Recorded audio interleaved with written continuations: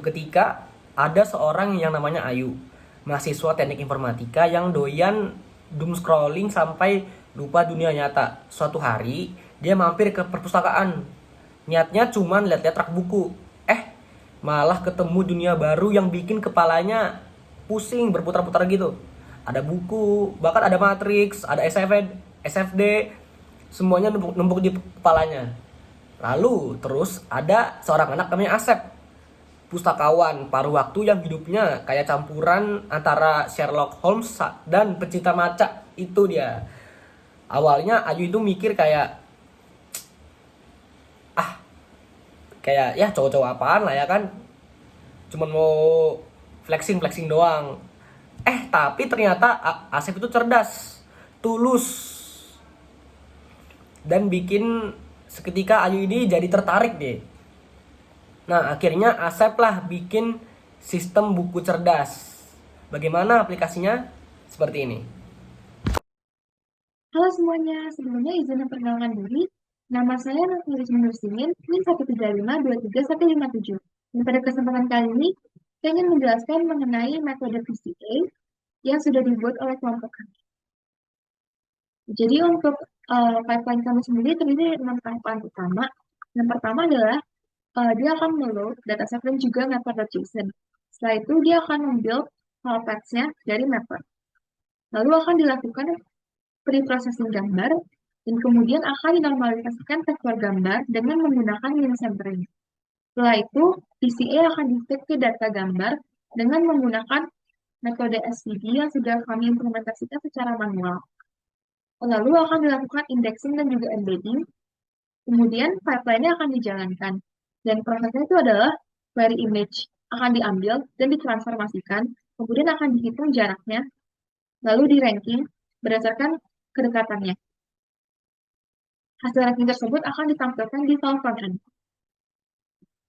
Untuk pemrosesan gambar sendiri, kami lakukan di file image processing yang akan mengkonversikan RGB menjadi grayscale dengan rumus sebagai berikut. Kemudian pada hal ini juga dia akan mengecek apakah file atau mapper ditemukan atau tidak, dan jika tidak akan return error. Setelah itu, hal ini juga akan melakukan flattening dan akan melakukan resizing image sesuai dengan gambar yang dibutuhkan di frontend. Untuk SVD sendiri, kami implementasikan di file custom SVD. Jadi custom SVD berisi SVD yang kami buat secara manual, yang nantinya akan dipanggil di file PCA with PCA SVD. Jadi file PCA-nya akan menggunakan SVD yang sudah dibuat secara manual tersebut, dan akan melakukan embedding dataset itu. Kemudian untuk indexing dataset search dilakukan di file image similarity search. API ini berisi endpoint yang akan mengembalikan respons sebagai book ID,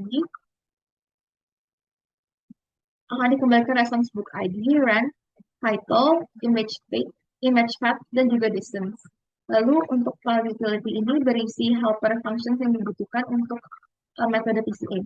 Sekian untuk PCA dan SVD. Terima kasih. Dalam program ini, kami menggunakan Latent Semantic Analysis atau LSA untuk beberapa fitur, yaitu fitur rekomendasi buku dan juga fitur Search by Document. Tapi bagaimana sih cara kerja LSA itu? Pertama-tama, data teks harus melalui pre-processing, yaitu ada tokenisasi, normalisasi, penghapusan stop word, dan juga stemming. Tokenisasi itu berarti teks diubah menjadi kata-kata atau sebuah token. Lalu ada normalisasi di mana token tadi diubah ke bentuk yang standar. Misalnya, semua token diubah menjadi huruf non-kapital. Selanjutnya ada penghapusan stop word, yaitu menghilangkan kata-kata yang tidak memiliki makna penting.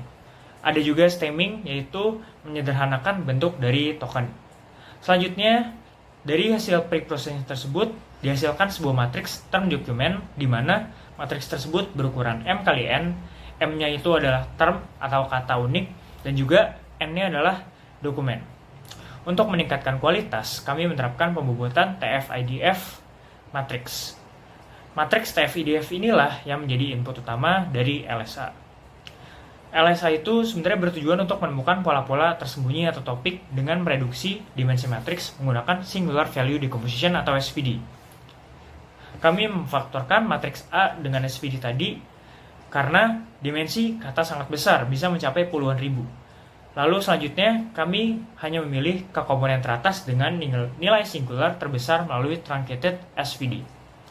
Proses ini diimplementasikan dalam program yang kami buat yang harus menghitung nilai eigen dari matriks kovariansi untuk mendapatkan nilai singular dan vektornya. Hasilnya, setiap dokumen diwakili oleh vektor LSA yang padat di ruang K dimensi. Lalu vektor ini menangkap tema atau konsep buku yang sedang dicari rekomendasinya. Untuk merekomendasikannya, kami mengukur cosine similarity antara vektor buku query, yaitu buku yang sedang dibuka, dengan semua vektor buku lain. Buku dengan skor kemiripan tertinggi dianggap paling relevan atau paling mirip dengan buku yang sedang dibuka saat ini dan akan direkomendasikan. Itu untuk fitur rekomendasi buku. Lalu untuk fitur search by document, yaitu pengguna akan mengunggah dokumen baru berupa TXT. Dokumen tersebut kemudian melalui proses preprocessing yang sama seperti proses awal tadi. Kemudian hasil preprocessing tersebut diproyeksikan ke ruang LSA yang sudah ada dan kemudian memungkinkan sistem untuk merekomendasikan buku berdasarkan makna semantik dokumen, bukan hanya dari kata kuncinya saja.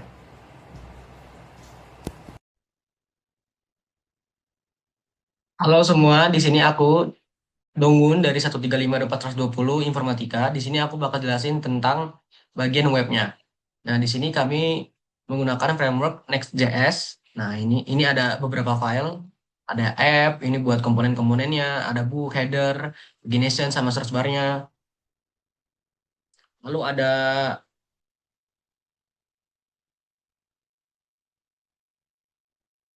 app-nya ini buat sesi yang book, buat ID-nya, ini search, ini ada buat by dokumen, dan ini buat by image.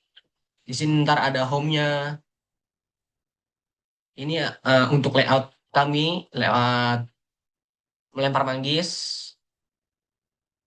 Nah, kalau gitu biar cepat kita langsung aja ya langsung ke websitenya. Kita run dulu ini backend-nya. Sudah, lalu kita run front-end-nya pakai pnpm dev. Lalu kita buka ini di sini. Maaf.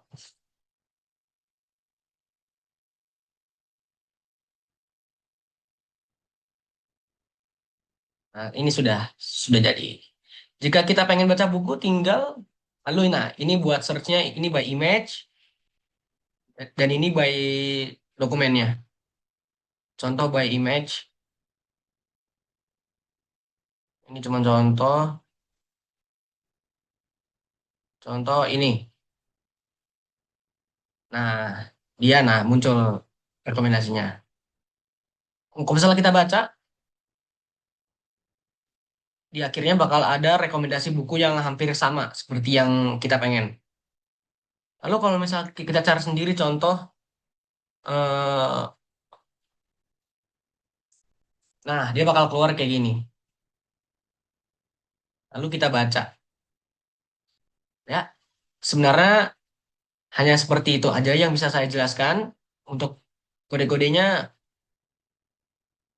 lumayan agak ribet, tapi nggak apa-apa. Biarlah dengan adanya website ini, ya walaupun masih lokal, kita bisa lebih rajin lah membaca buku. Seperti itu. Terima kasih.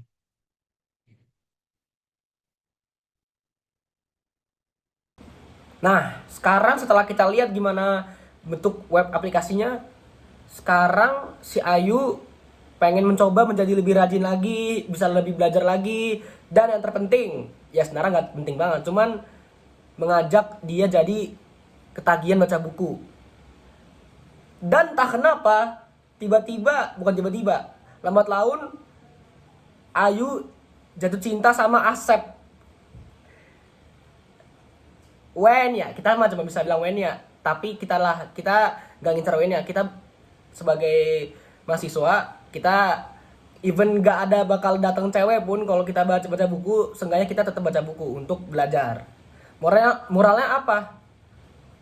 Jangan remehkan cowok pembaca buku. Itu pertama. Kedua, ayo kita rajin membaca buku. Sekian dari kelompok kami melempar manggis. Terima kasih. Dadah.